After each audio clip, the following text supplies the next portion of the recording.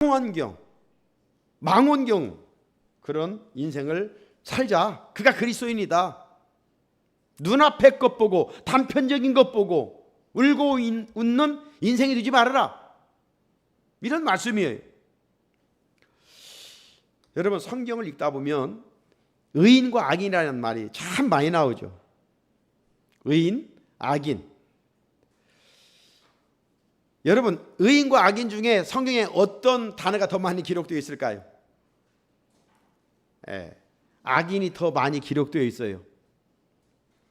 인터넷 성구사전 치고 여러분 한번 들어가 보면 알 수가 있을 거예요. 의인이라는 단어는 189회, 악인이라는 단어는 246회. 오늘 본문이 시편인데 시편 전체를 보면 의인이라는 단어는 44회,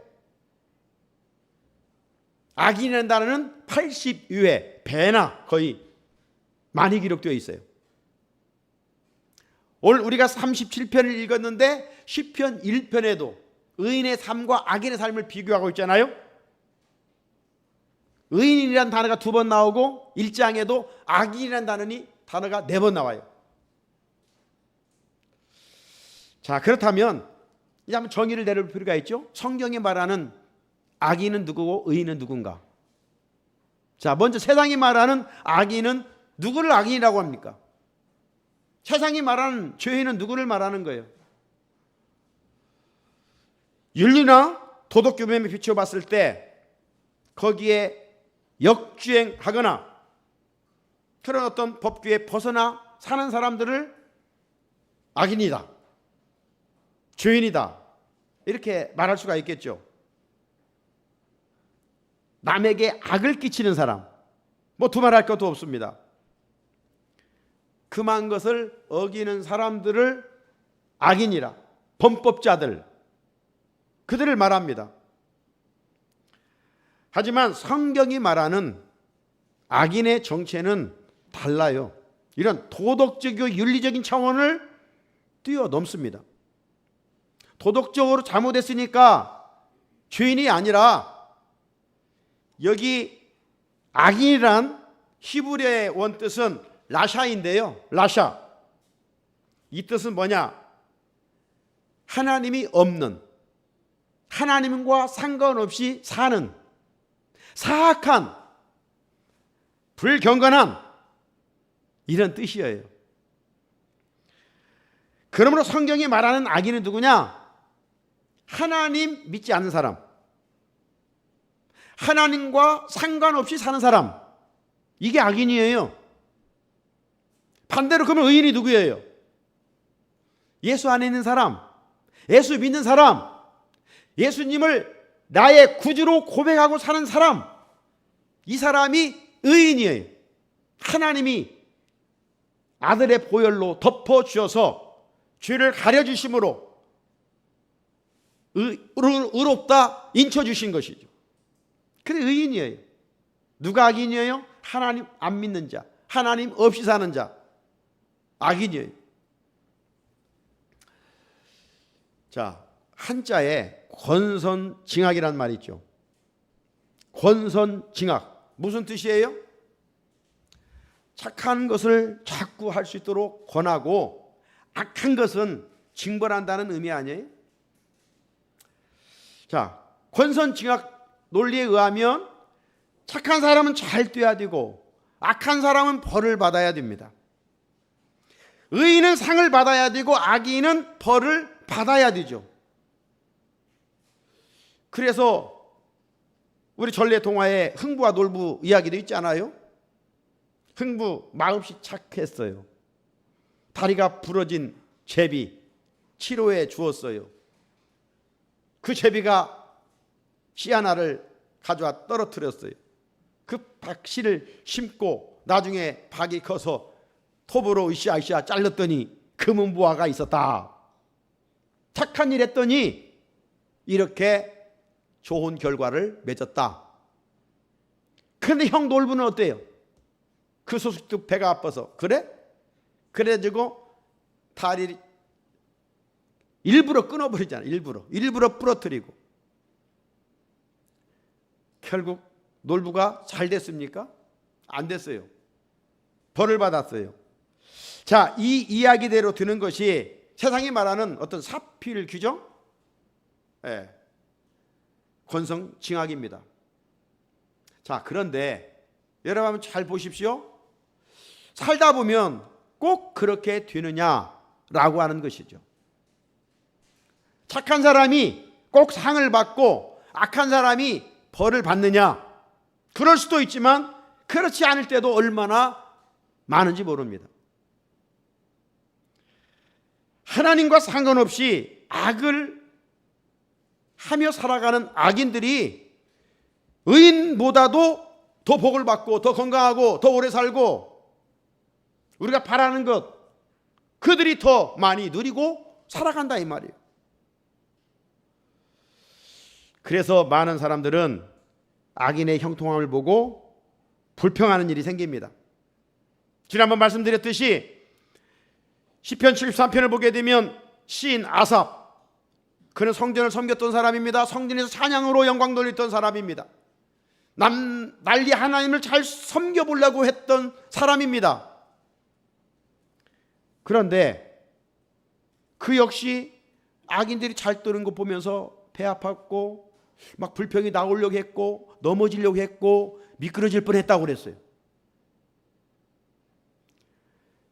그 내용이 73편 2절로 3절인데요. 나는 거의 넘어질 뻔하였고 내 걸음이 미끄러질 뻔하였으니 이는 내가 악인의 형통함을 보고 선한 사람을 보고 배 아플 일은 없죠. 아이고 나도 저렇게 해야 되는데 그래서 도전을 받지. 근데 악한 사람이 잘 되는 거예요. 악한 사람이 형통하는 거예요. 자, 우리도 악인이 잘 되는 모습에서 그래서 어떤 회의가 찾아올 때가 있다 이 말이죠. 아삽은 정말 하나님 앞에서 신실하게 살려고 애썼던 사람입니다. 그런데도 힘들고 어렵고 고난이 찾아왔어요. 악인들은 형통했어요. 악인들은 부자로 살아가는 거예요. 73편 12절을 보면 이들 악인들이라도 항상 평안하고 재물은 더욱 불어나도다. 아침부터 저녁까지 열심히 살아도 힘든데 하나님 없는 악인들은 하는 일마다 잘 되는 거예요. 그래서 재물을 땅에 쌓아놓고 살아가는 거예요. 그 결과 악인들은요 떵떵거리는 거예요. 교만하기 짝이 없어요. 그 73편 6절을 보게 되면 교만이 그들의 목걸이요 강포가 그들의 옷이며, 교만하기가 얼마나 짝이 없습니까? 막 가난한 약자들에게 함부로 해. 하나님 믿어봤자 뭐하냐? 하나님 없는 우리들이 이렇게 잘 사는데 다 종교를 인간이 만든 거야. 헛된 거야. 쓸데없는 일에 열심히 내지 마. 나아가 악인들은요 하나님을 대적하는 말도 서슴하지 않아요. 73편 9절에 보니까 그들은 입은 하늘에 두고 그들의 혀는 땅에 두루 다니도다. 하나님 어디 있어? 하나님이 있다면 너희들 그렇게 살아가? 그러면 하나님을 저주하고 비방하고 대적하고 자기가 하고 싶은 말을 막 거침없이 쏟아내놓고, 이런 악인의 모습을 보면서 의인들조차도 부러워하고 실족하고 넘어지는 일이 있었다는 것이죠. 오늘 시인도 그런 위기가 찾아왔어요. 오늘 시인만이 아니라 오늘 우리도 애인은 아니에요.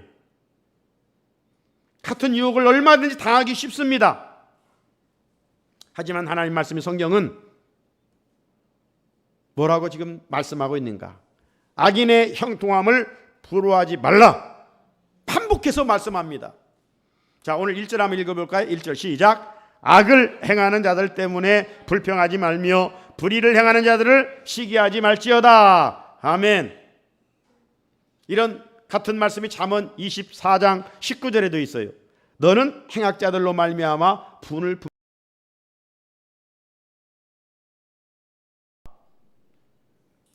우리도 완전할 수는 없지만 그래도 아삽처럼 선한 양심을 가지고 신앙대로 살고 그리고 또 양심을 가지고 선하게 살고 그렇게 살려고 우리 몸부림치잖아요. 그런데 계획대로 안 되고 너무 힘든 상황이 많이 있습니다. 기도하고 주님을 찾고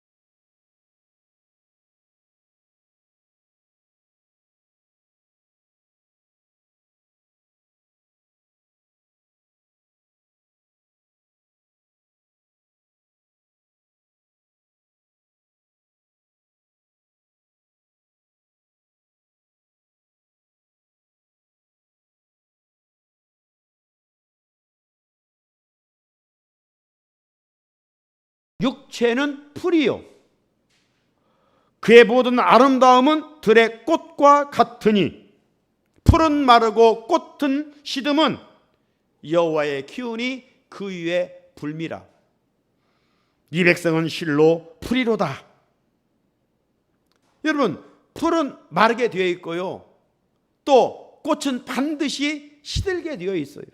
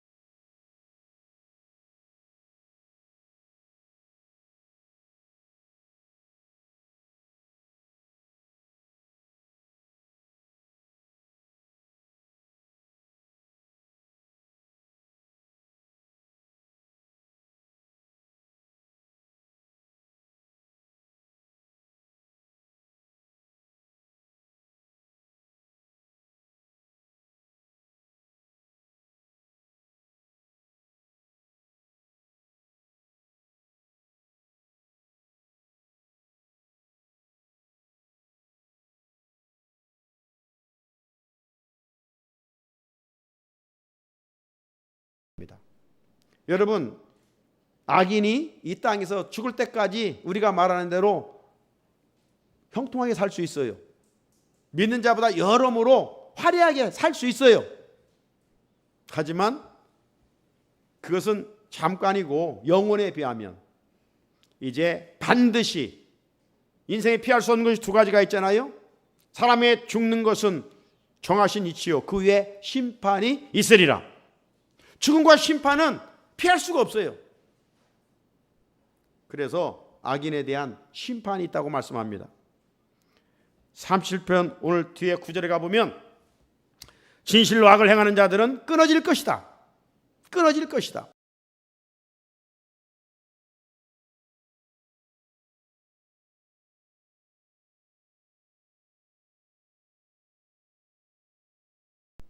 (73편) 18절에 가보게 되면 하나님의 성소에 들어갈 때에야 그들의 종말을 내가 깨달았나이다.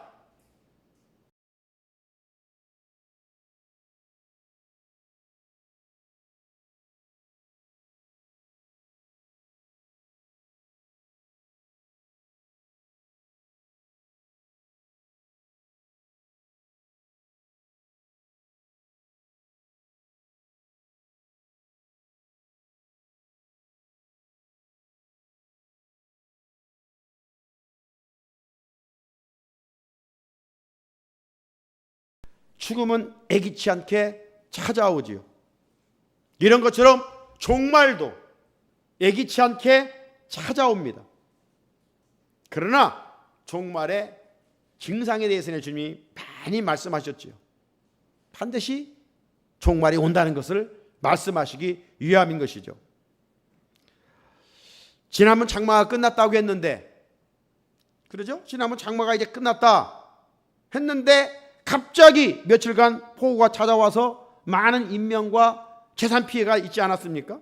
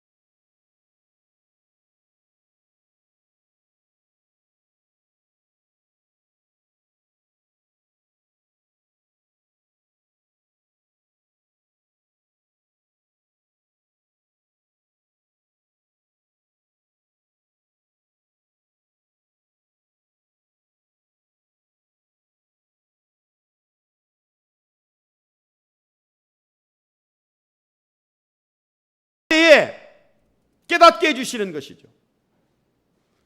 시인은 하나님께서 왜 악인을 당장 심판하지 않으시고 내버려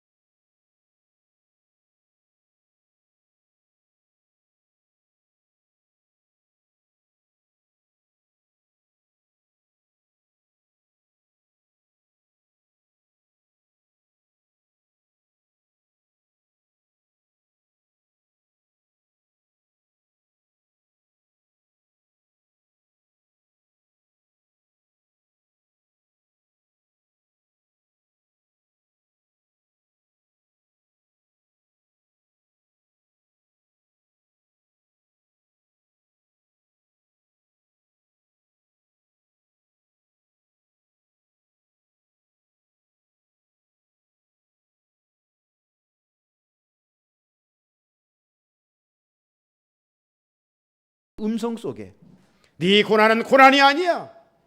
악인의 형통함이 축복이 아니야. 악인의 형통함은 그림자처럼 사라질 것이고 네가 나를 위해서 고난받는 것은 하늘의 상급이야. 이걸 깨닫게 해주신다는 거죠.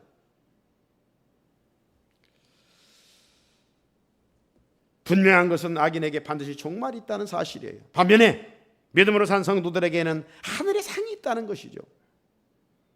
그러므로 우리 눈앞의 현실만 바라보고 살지 말고 하나님의 전에 들어가 예배하고 기도하면서 인생의 처음과 나중을 볼 수 있어야 돼요.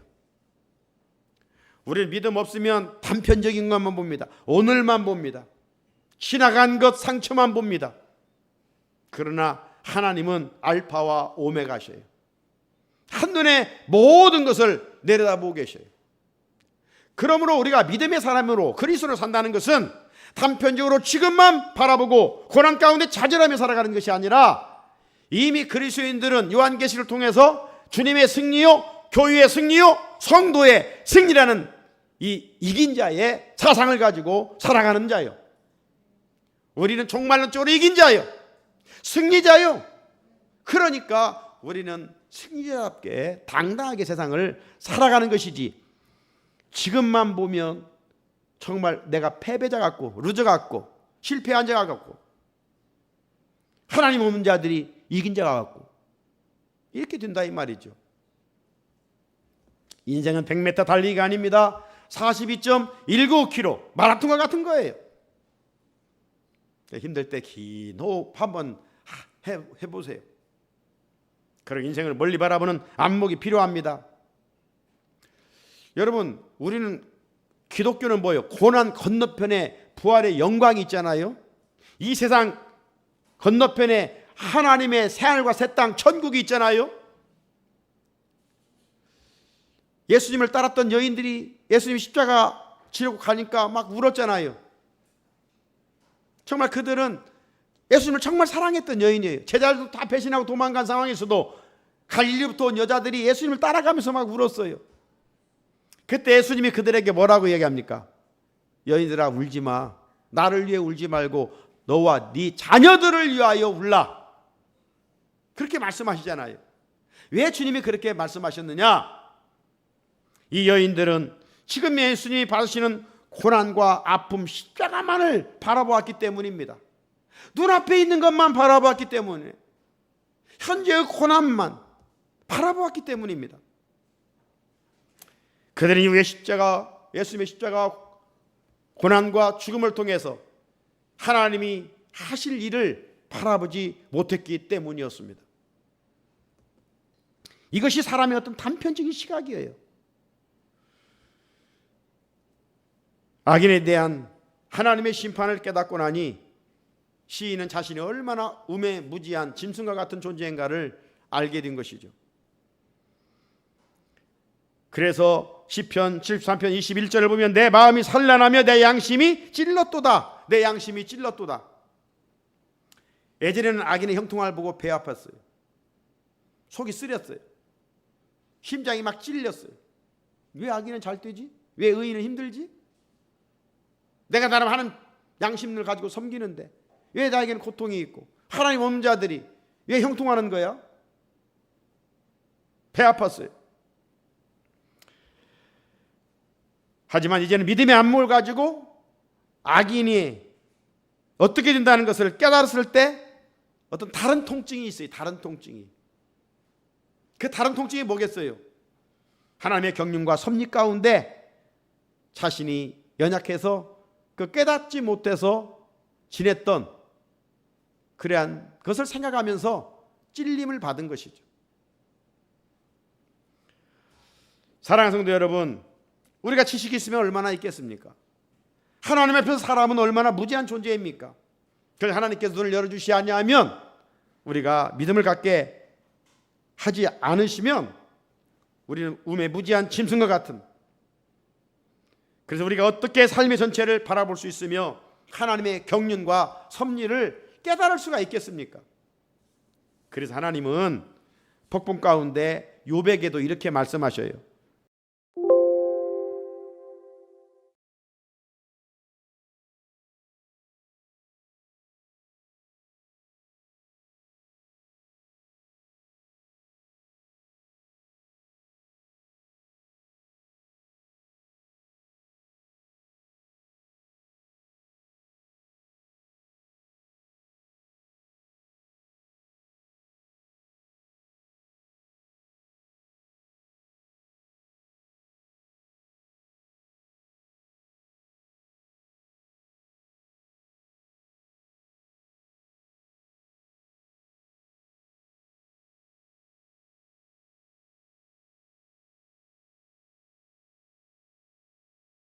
이성과 상식으로만 누구를 판단하려고 한다면 그것처럼 어리석은 일이 또 어디가 있겠습니까?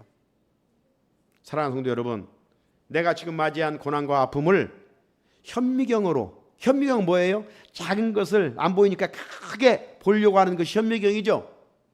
그러니까 내 고통, 아픔을 현미경으로 관찰하면 그 고통은 너무 크게 보이고, 또 그 현미경을 가지고 남으로부터 상처받은 것을 바라보면 그 상처가 너무 크게 보이는 거예요. 그게 막 마음의 원망과 불평이 막 더 커지는 것이죠. 그러면서 내가 한없이 불행하다고 느껴지는 겁니다. 이 세상에 내가 가장 불쌍한 사람인 것 같고 그렇게 느껴지는 것이죠. 그러므로 우리가 현미경이 아닌 하나님 주신 믿음의 눈은 망원경이에요. 망원경으로 내 인생을 바라보라 이 말이죠. 지금 처한 문제와 상황만 보지 말고 이 일을 통해서 하나님이 하실 일을 믿음의 눈으로 볼 수 있어야 합니다. 내가 맞이한 그 고난에 함몰 두지 말고 이 고난을 통해서 나를 연단하시는 하나님, 고난 위에 축복을 주실 그 하나님을 믿음의 눈으로 볼 수 있어야 합니다. 우리가 상대방을 현미경으로 보면 허물만 크게 보여요. 상대방을 받은 상처가 더 크게 보입니다. 자녀들 현미경으로 들여다보면 내 자녀의 연약함이 너무 크게 보이고 소망이 없는 것 같이 보여집니다. 그러므로 자녀의 지금의 현실만 보지 말고 멀리 보는 마음이 필요합니다. 하지만 안타깝게도 우리 현실을 점검해 보면 늘 현미경으로 당면한 현실, 직면한 이 고난을 보려고 합니다. 현미경이 아닌 망원경으로 내 자신을 보고 우리 가정을 보고 자녀들을 보고 우리 교회를 보려고 합니다. 이제 우리는 바꿔야 됩니다. 망원경으로 내 인생도 보고 우리 교회도 보고 우리 가정도 우리 자녀들도 볼 수 있어야 합니다. 그래야 지금의 어려운 일로 조급하지 아니하고 멀리 바라보면서 어떤 비전과 꿈을 꿀 수가 있습니다. 그런 가운데 하나님 없는 악인들의 종말도 확실하게 깨닫게 되면서 그들의 잠깐의 형통 때문에 불평하나 우리가 시기하지 않게 되는 것이죠. 말씀을 마무리합니다. 그러므로 인생의 고난이 해석되지 않아도 우리는 불평해서는 안 되고 실족해서도 안 됩니다. 악인의 형통함을 부러워할 이유가 없습니다. 우리가 문제가 해석되지 않을 때 우리는 성소로 들어가야 됩니다. 하나님의 집으로 들어가야 됩니다. 그럼 하나님께서 나의 닫혀진 눈을 열어 보게 하실 것입니다. 내 눈을 열어 인생 전체를 보게 하실 것입니다. 마지막을 보게 하실 것입니다. 마지막이 어떤 모습이에요? 이긴 자로서 주님이 생명의 면류관을 씌워주시는 가장 축복의 자리입니다. 그 자리가 우리 그리스도인의 마지막 자리예요. 그런 자들은 결코 어떤 환경 때문에 절망하거나 낙심하지 않습니다. 이제 또 세상에 나가면 즉시 악인의 형통함을 보게 될 것입니다. 하지만 오늘 주신 말씀, 악인의 형통함을 부러워하지 말라. 그들은 풀과 같고 채소 같다. 시들고 사라진다. 성도의 고난은 잠깐이다. 그 후에 하나님이 주시는 영원한 상급과 축복과 면류관이 있다. 이 말씀들을 우리가 마음에 세우고 최후 승리자임을 확신하고 항상 삶의 자리에 성도답게 감사와 기쁨과 찬양이 넘치는 우리 성산의 성도들이 되시기를 주님의 이름으로 축복합니다. 우리 같이